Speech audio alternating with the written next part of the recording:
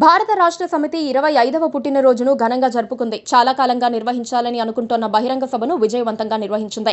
Party ఆవిర్భావం తర్వాత అతి కొద్ది సందర్భాల్లో మాత్రమే గడ్డు పరిస్థితిని ఎదుర్కొంది. ప్రతిసారి తెలంగాణ సెంటిమెంట్ ఓ రక్షణ కవచంలా ఆదుకుంది. ఇప్పుడు కూడా బీఆర్ఎస్ అత్యంత గడ్డు పరిస్థితిని ఎదుర్కొంటోంది. అయితే ఈసారి తెలంగాణ సెంటిమెంట్ ఆయుధంగా లేదు.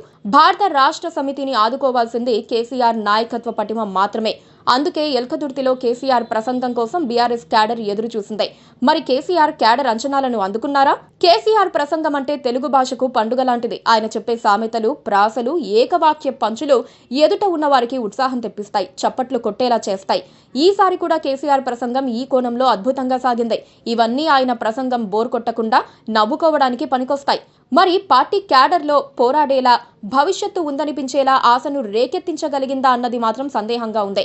భారత రాష్ట్ర సమితి ఓటు బ్యాంకును క్రమంగా మింగేస్తోన్న భారతీయ జనతా పార్టీని ఆయన పల్లెత్తు మాట అనలేదు. ఒక్క నక్సలైట్ల అంశంలో మాత్రమే విభేదించారు. ఆపరేషన్ ఖగార్ను ఆపేయాలని డిమాండ్ చేశారు. నిధులు ఏమీ ఇవ్వలేదని రొటీన్ విమర్శలు చేశారు. అయితే కాంగ్రెస్ ను మాత్రం టార్గెట్ చేశారు. తెలంగాణకు కాంగ్రెస్ పార్టీ నెంబర్ 1 శత్రువుగా తేల్చారు. ప్రస్తుతం తెలంగాణ ఉన్న పరిస్థితి చూస్తే తనకు ఏడుపొస్తోందని, ఏం బీమారీ వచ్చిందని ఆవేదన వ్యక్తం చేశారు. కాంగ్రెస్ ప్రభుత్వానికి కొంతకాలం సమయం ఇవ్వాలని తాను బయటకు రాలేదన్నారు. ఇకపై బయటకు వస్తానని, ప్రజల తరపున పోరాడతానని భారత రాష్ట్ర సమితి చీఫ్ కేసీఆర్ ప్రకటించారు. ఎల్కతుర్తిలో భారత రాష్ట్ర సమితి రజతోత్సవం సభను నిర్వహించారు. ఈ సందర్భంగా కేసీఆర్ కాంగ్రెస్ ను పూర్తి స్థాయిలో టార్గెట్ చేశారు. అసెంబ్లీకి రాకపోవడంపై కాంగ్రెస్ నేతలు చేస్తున్న విమర్శలపైన స్పందించారు. పిల్లలు అడిగితేనే స్పందించడం లేదని ఇక తాను ఎందుకని ప్రశ్నించారు. అంటే కేసీఆర్ అసెంబ్లీకి హాజరయ్యే విషయంలో ఇంకా నిర్ణయం తీసుకోలేదని అనుకోవచ్చు. కేసీఆర్ తాను తెలంగాణకు ఎంతో చేశానని, వాటన్నిటినీ ప్రస్తుత ప్రభుత్వం నాశనం చేస్తోందని చెప్పే ప్రయత్నం చేశారు.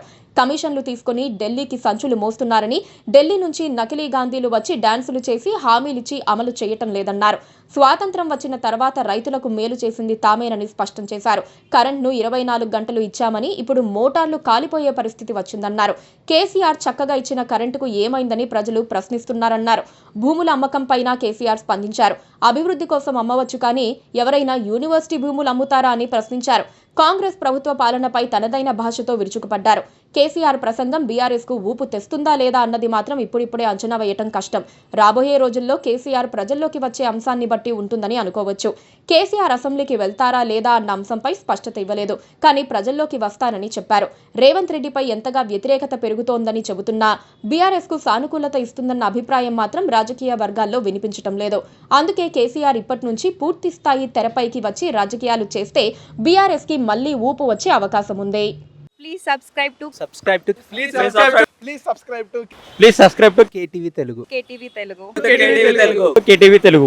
KTV Telugu channel.